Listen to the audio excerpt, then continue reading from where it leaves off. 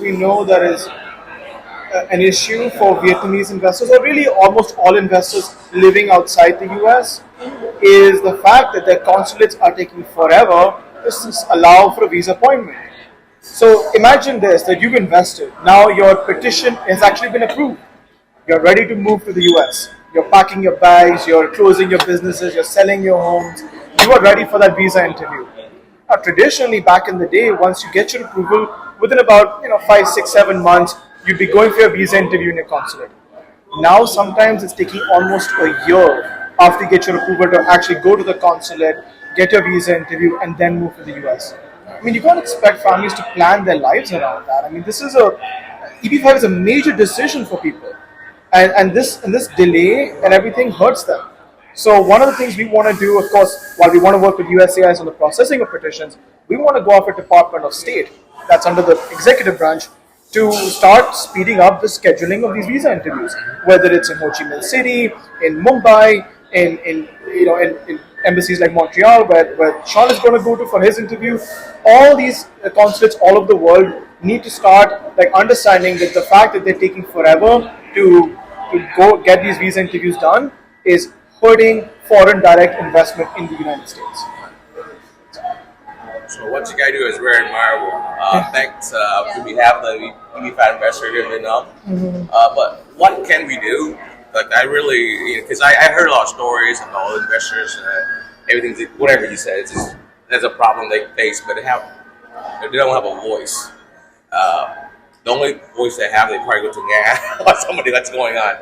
And what can we do to help you guys achieve more, expand, and I know that I try to talk to the B5 investors. Hey, you guys should be forming a group, stick together, and you have the same problem. It's easier to address than just one by one.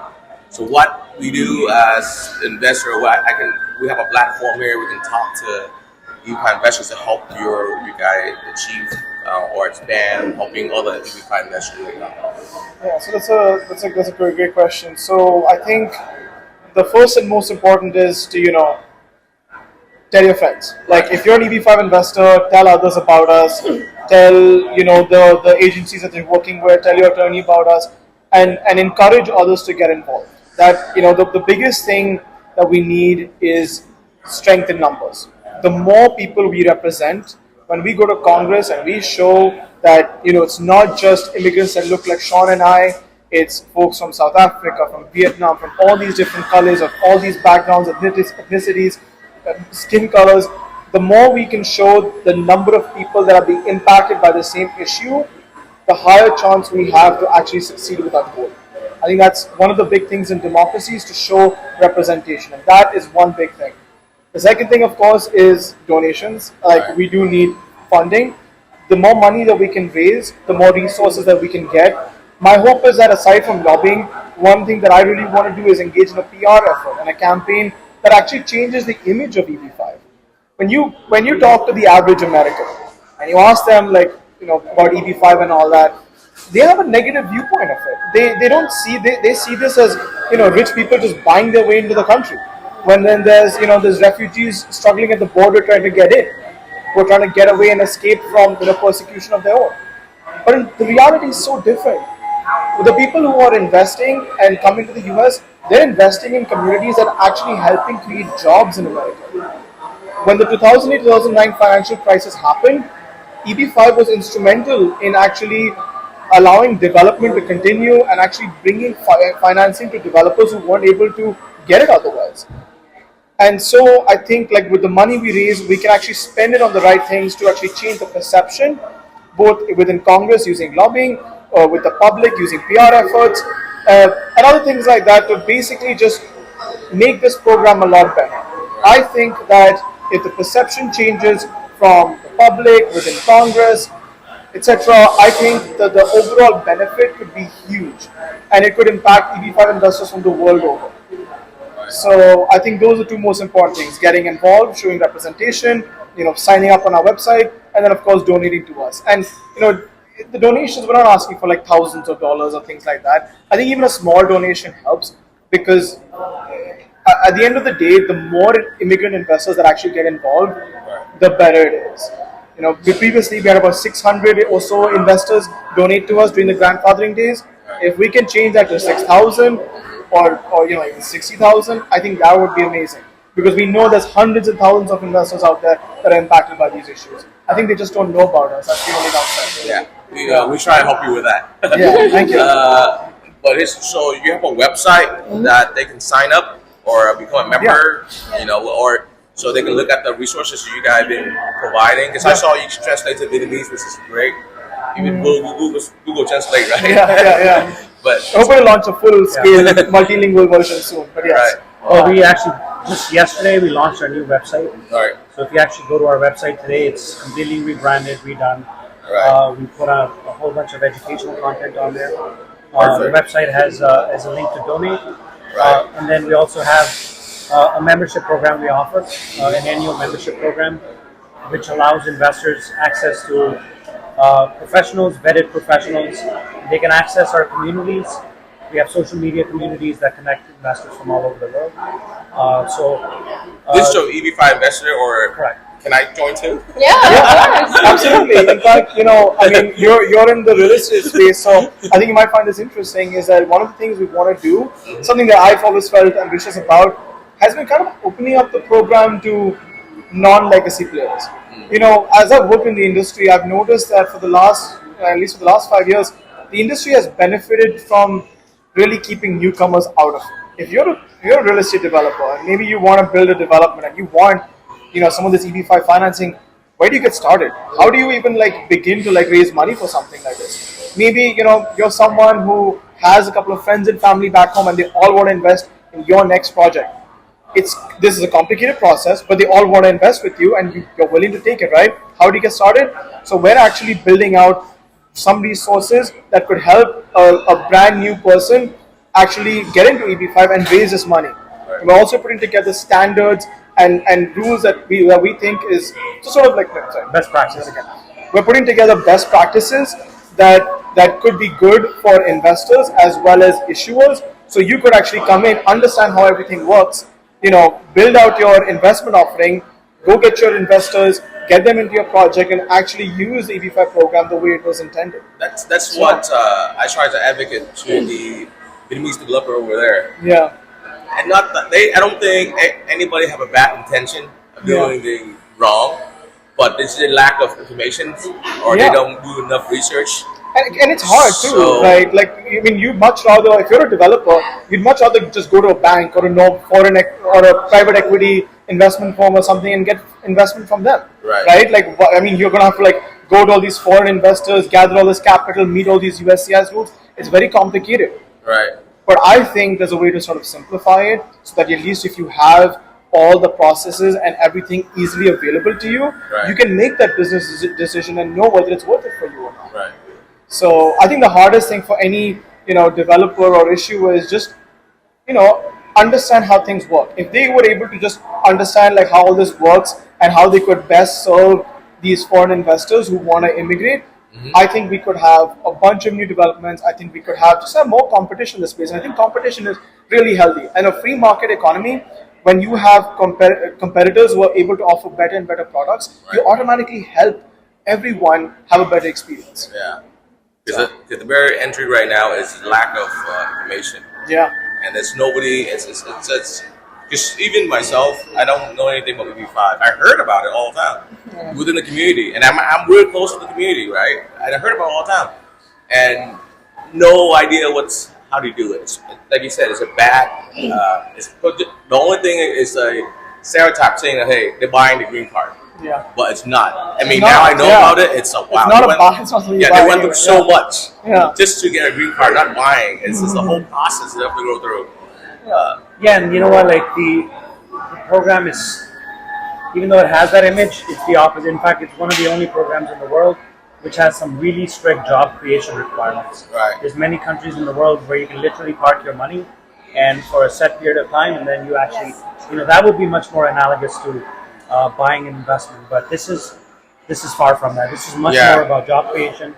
The requirements to prove that the funds that you have are legitimate, It's a very stringent process. Yeah, I saw it. Yes.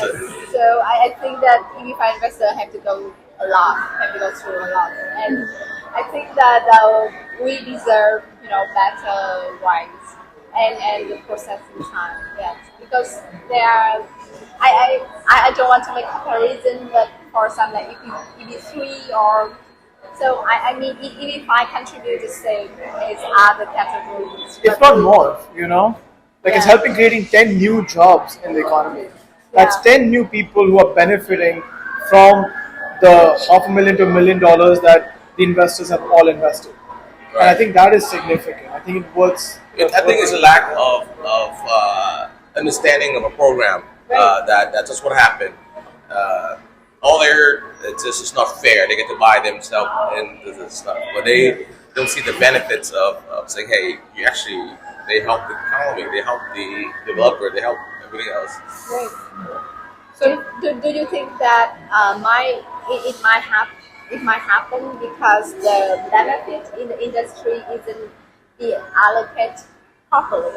I mean, there are some groups get a lot of benefits while others not so much. So it makes that, maybe that's why the authority, the USDA, is not favor EB-5. Do you think that?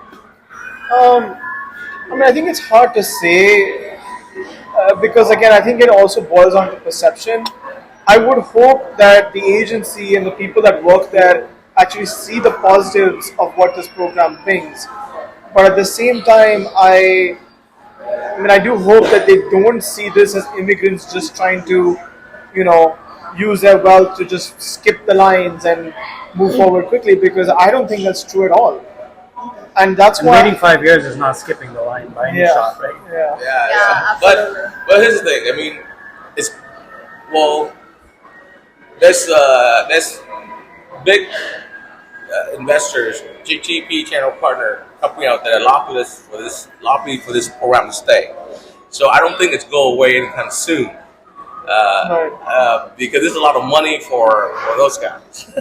While that is true, and you're absolutely right about what you're saying, I personally feel like sometimes they lobby just for their needs and their benefits, which is to get the investors. That's why we need guys. So, but that's why I also want to change that. Not just for like investors, but I also want other attorneys, other stakeholders to also see it. So if you run an agency and you're helping immigrant investors in your country do this program, I hope that you would see value in working with us, because you're able to help your existing investors, which can only mean that other potential immigrant investors would feel encouraged to work with you, because you do care about your investors even after they invest. You want to make sure that they actually get their green cards, they actually get their money back. And I think that is a sign of someone who truly does, care about their clients, cares about the future, and wants to help their clients out long term, because at the end of the day, this is a long-term investment. I think for most families that do EB-5, this is the biggest decision, the biggest financial decision they'll make in their lives. I hope that you can connect everybody together on the EB-5 investor and represent them from the Indian, from the Vietnamese, from the Chinese, from the Korean. Because right now, what I see before and we talk to people is like everyone for themselves. There's nobody that can bring everyone together. But I think together is stronger, right? Strength in number. Yeah, exactly. I think that's the beauty of America too, right? I mean, you live in the country, right? It's a big giant melting pot, right? For all these different cultures, all these different foods. It's amazing to see how people come together, and I think that's what also makes me love America. Right. And people will shit on the country and say it's not that great. You can go to Canada, you can go to Europe, and you can immigrate to other countries. And other countries have their perks. I think that's what the United States is all about. That it's about uniting these different people from different cultures, from different backgrounds. And I think that's what makes the country great, is the diversity and the perspectives you bring. Because once you have all these different parties and different schools of thoughts, I mean, the country can only do better from there. So. And the other thing is that the government is so accountable to the people that strength in numbers is a huge thing for political accountability, right? So if you're able to unite all these different groups like we're trying to do, you have a much larger say in how the government responds to you and your needs and your wants. Yes, and I think if EB-5 investors stick together, you have a lot saying for all this general partner, all the big developer in the States. But the problem is, before this EB-5 investors, you cannot vote yet. Yeah. So that's why there's no representation at all. Yeah, that's also true. Now just money pressure from the Well, and the developer other thing is, like raising money for campaigns and things like that. There's very strict rules in the United States. So, as somebody who hasn't completed your immigration process, a lot of people should be very careful. Right. And that's the other benefit of having a nonprofit is Right. we're able to collect money, and then as a U.S. based, registered nonprofit who has accountability, has tax status in the U.S. We're able to bring those benefits to people in ways that if you're simply overseas, you just can't access that system. Right. So, We're able to compete with all these big corporations who will also lobby the government to fulfill their needs, right? Yeah. Can you tell us your website for the camera so they can log in or? yeah, sure. It's It's go ahead. go Let's cut this one out. I'm sorry. Let's go. So it is a bit of a tongue twister. So the organization's name is American Immigrant Investor Alliance, and the website is goaiia.org. Okay. And we also have, that's probably the best place for somebody to come land and then find through our website different social media communities that we have. So we have a Telegram group, we have a WeChat group for Chinese audience. We We're have building a YouTube- Facebook group. We're trying to also maybe get on Discord. Yeah, we have. And we're trying to build all these communities so people can find us wherever they are, regardless of their language and things like We that. put our most important updates on Twitter. Like back when, especially when this whole grandfathering thing was happening, we were Right. getting practically minute by minute updates. Right. So our Twitter channel was a lot more active back then. It's a little less active now, just simply because some of the news flow has gone down. But that's also an excellent place to get started with us. So again, the website is goaiia.org. Right. There's a link right there. Yeah. You guys any plans while you're here in Vietnam to educate people or events? Yeah. So that's actually what we've been doing. Well, the first and most important thing for me was to actually go meet with our donors. So during the labs in this past year, even before we had any of these resources or anything, we had people from this country who donated to us. And I wanted to go meet them because I want to thank them personally. I want to let them know that we're there for them. We're not lawyers, we're not people who can really do things with their petitions, but we can provide them with knowledge, resources, and connect them with the right people. So that is the most important thing for us to do, was to meet with our donors. The other things we've been doing has been meeting investors, meeting agencies and people like Na and you guys, and spreading sort of the mission about what we've been doing. We have been educating investors on what options they have as well. So one of the things we offer is that if you donate to us, you also get access to good referrals to lawyers who also give you discounts on things like, say, suing the government or doing a consultation for different things. So we are providing all of that. So a lot of this has been educated and trying to share our resources and knowledge with them. The other big thing that we've done is, while on this trip, has been to kind of really explain to investors, like what Isabella was talking about earlier, the three branches of government, how we function, our role in them. So at least immigrant investors begin to understand exactly how we're doing this. We want to be transparent about the process, because even with lobbying and all those things, there's no certainty. Even when you sue the government, you don't know what the government could respond. When we sue them, they're going to fight back. I think it's important for people to understand the process. While there may not be any guarantees, we can show them, look, all the other people who've had success, how they've done it. Yeah. I think it's important to be transparent and honest about it, because this process, whether it's the EB-5 investment immigration process or the process we use to help investors, it's not easy. It's not like finite. There's no assurances that this would work. But I think what we can show is that, look, we've already managed to make an impact. We managed to succeed with our lobbying goals. We truly believe that we can succeed with much, much more. If we, as a group of foreigners, a group of immigrants, were able to change laws in the United States, even if it was a really tiny, small little change, imagine how much we could do if we all work together. I think the options are limitless. Yeah, the biggest thing is, moving somebody's family overseas is not an easy thing, and everyone has their own personal risk reward that they should understand, right? So oftentimes, without our involvement, we hear people being advised to do this, that, as if there's a magic pill that solves everything. By hearing from our stories, people are able to make their own choices on what is their most optimum risk-reward equation for their own situation. Right? So what might be good for me may not be good for you. But how would you know that without knowing what I went through? So that's kind of sharing those personal stories is really important. Well, great. Thank you so much for coming out, and I learned so much today. Yeah. When are you going to be in Vietnam again? You're leaving tomorrow, right? Well, we're going to Hanoi tomorrow, Oh, okay. so we're going to meet some more people there. Sean has actually brought his family here. Okay. This is his first time in Vietnam, Okay. so he is doing, Halong Bay and going down to Hoi An and all that. Nice. Yeah. So he's doing that. Maybe a And, little bit Very cold, but nice. yeah. So I'm gonna tell you, this is actually not my first time here. The first time I actually came to Vietnam was in 2006. Right. I was like 13 years old at that time, and I have very, very good memories of this place. Back then, there weren't even any direct flights from India to Vietnam, but now there are, and it's awesome to be back here. It's so great to see how this country has changed, and the food is still the same, awesome as ever. I'm actually going to take these guys to Chakala Vong, the restaurant, after this. I have very good memories of this place, so I. Oh, sorry, I said that wrong. Yeah. You make it sound like French. Chick-a-la-bong. Oh, wow. Is that French? How would you Oh my God. the authentic pronunciation? Chả cá lá bỏng. Chakala. I like how he said it. Okay, I said the It's awesome. Very good.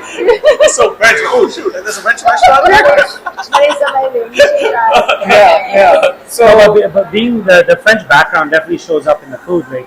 Oh, I mean, I got Yeah. questions for you now that you're done with us. Is that really the reason? Like, I see a lot of food innovation in Vietnam. yeah. Like new drinks and all kinds of fancy. This thing with Vietnam is well, it used to be a poor country, not anymore. It's going up, right? So people are very creative with their food. They don't have that much. So to make if you want to make the good food, you have to have more flavor. You have to put more flavor into it. Yeah. So they become more creative, Yeah. and they get influenced with the French colonized for like. Yeah. the mommy. And There's some Chinese, food combinations I've seen that go really well together. It's just Right. nobody else anywhere else in the world has thought of it. Yeah. The Yeah, culture. I just ordered a cheese and coffee. Like, I thought it would be a little weird, but it's awesome. It Yeah. was so good. Yeah. Yes. you try the egg coffee, it's good too. Oh yeah, I love Yeah. that too. Yeah. No, it's a good combination, but no place else does Yeah, it. because it's just the it's like that in Vietnam everywhere. You have to create it with something that's it's not good. Yeah. You got to turn it to good. Yeah. Even the fish we eat, we don't eat the salmon or the tuna. We have the bottom feeders, right? You see all the smaller fish, like what the- Yeah. So the people have to be creative. But hey, you got to flavor it up. You got to do something to make it good. And it works. So that's the culture. If you guys go to Hanoi, like if somebody's here as an investor, can they join like your event or contact you? Or Absolutely, yeah. So anywhere, regardless of where they are, we want to help. I feel like when we first started the organization, most of the support we got was from immigrant investors who were already living in the US.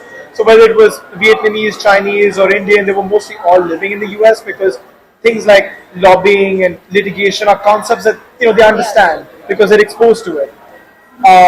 But now I think with this aggressive campaign we're doing, and we're trying to do outreach and translating our mission to other languages, we want to make sure that everyone all over the world is involved. So no matter where you are, you can sign up, join us, donate to us, join our communities. That's the most important. And if you're having issues, send us an email. Like, we have investors who reach out to us if they've got issues, and if we can't help, we'll tell them. But if we can point them in the right direction, if we can give them the resources and knowledge that another investor sitting anywhere else in the world might have, we'll share it. Because many of the problems that immigrant investors in, say, Hanoi are facing may be faced by someone exactly the same, say someone from Peru or Brazil. We can use the knowledge from one side of the world and share it with the others. And I think that's the greatest value that we can provide sitting, to anyone, anywhere all over the world. Yeah, Yeah, that's the hardest part. Connect everyone together. Yeah. Because that's makes it stronger. Right now, everyone by himself. They just don't know what's going on. Yeah. It's great. Well, Yeah. The only last thing I'll say is like because the U.S. immigration process is long and cumbersome. Everyone's in it for themselves. There's a lot of policies that are often brought up that are sort of divisive between countries. That tend to benefit one country over the other. yeah. And so what we stand for is things that, don't support that, right? So rather than creating a zero-sum game where somebody loses, somebody wins, we're advocating for things that create a positive experience for everyone. Yeah, because that's the thing about most Asian country, or Vietnam or China, or that we're not the country where we like to complain things. It's the government. The government is just like the supreme, complaint. Yeah. So that's what happened. And they have to know that you can complain too. But then I talked to a lot of people investors. They just say, well, just wait.